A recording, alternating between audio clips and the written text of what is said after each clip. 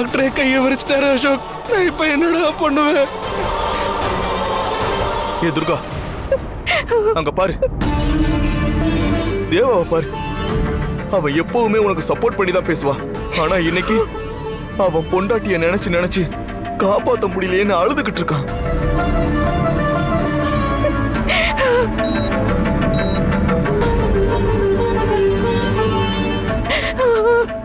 அவனுக்காகவாவது நாங்க சொல்றத செய்யலாம்ல. அந்த நன்றிக்காகவாவது ஒரு உயிரை காப்பாத்து. உன்னை கெஞ்சி கேட்டுக்கிற ப்ளீஸ்.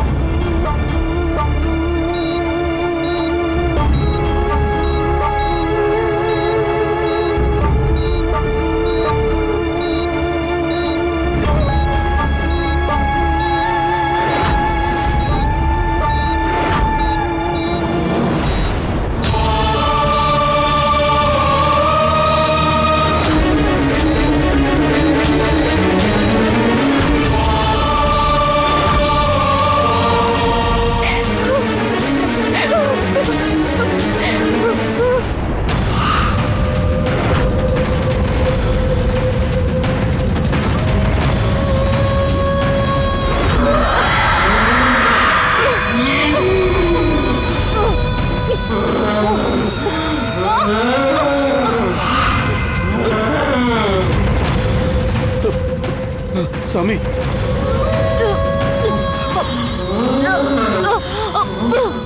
உன்னை பொண்ணு இப்பவே உன் பணத்தை தூக்கி வீசி எரிஞ்சிட வேண்டி.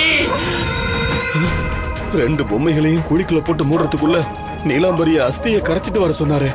இந்நேரம் நீலாம்பரி கிணத்தடிக்கு போயிருப்பாளா? ஒருவேளை அது தடுத்துருச்சா? ஒண்ணுமே புரியலையே.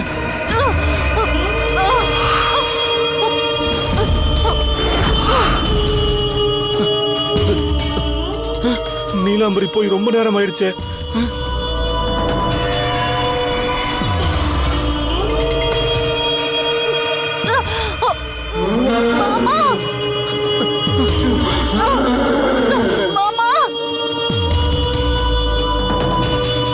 நீலாம்பரி குரல் மாதிரி கேக்குது.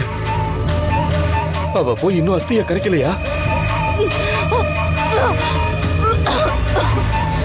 ஒருவேளை நீலாம்பரி தானா? இல்ல திசை திருப்பறதுக்காக இப்படி சத்தம் கேக்குதா?